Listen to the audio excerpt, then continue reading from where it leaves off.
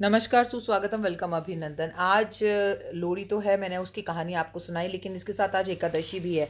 और आज पुत्रदा एकादशी है। जिन्हें पुत्र की प्राप्ति चाहिए होती है, जिन्हें पुत्र का सुख चाहिए होता है, वो ये कहानी अवश्य सुने। वैसे तो लड़का और लड़की में कोई फ़र्क नहीं होता, लेकिन कहते हैं ये कहानी ग्रंथों में लिखी है कि एक बहुत पुराना राजा हुआ करता था। उसके राज्य में सुख, वैभव, शांति, धन, दौलत, मान सम्मान, प्रतिष्ठा सब कुछ था, लेकिन उसे पुत्र नहीं था। लाख कोशिश करने के बाद, यज्ञ करने के बाद भी उसे पुत्र नहीं हुआ।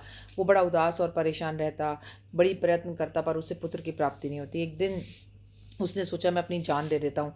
फिर उसे याद आया कि मैं राजा हूँ और प्रजा के प्रति भी मेरा कोई कर्तव्य है, और जान देना तो एक घोर पाप है, मुझे ये नहीं करना चाहिए।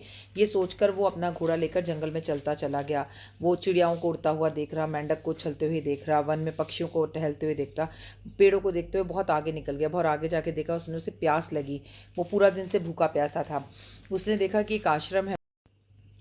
उसने देखा एक मुनि का आश्रम है, वहाँ बहुत खूबसूरत सरोवर है, उसमें मगरमच्छ घूम रहे हैं, कमल के फूल खिल रहे हैं। वो गया, उसने सभी ऋषियों को प्रणाम किया। ऋषि बड़े खुश हो गए कि राजा होकर इतने अच्छे से प्रणाम कर रहा है। बोला बताओ क्या वरदान चाहिए। कह रहा अगर आप वरदान देना चाहते हो तो मेरी बहुत बड़ी प्रजा है। मेरे पिंड भी, जब मैं अपने पितरों का जब पिंड भी करता हूँ तो वो पिंड मुझसे अर्पण करते वक्त बहुत रोते हैं कि आज तो तू हमें पिंड दान दे रहा है, लेकिन जब तू मर जाएगा तो हमारा पिंड कौन करेगा। हमारे घर में कोई पुत्र ही नहीं है, प्लीज़ आप मुझे वरदान दीजिए कि मेरे पुत्र हो जाए। तो ऋषि मुनि बोले आज पुत्रदा एकादशी है, तुम व्रत रखो, आश्रम में रहो और रात्रि जागरण करो, भक्ति भाव करो, तुम्हें निश्चित ही बेटा होगा।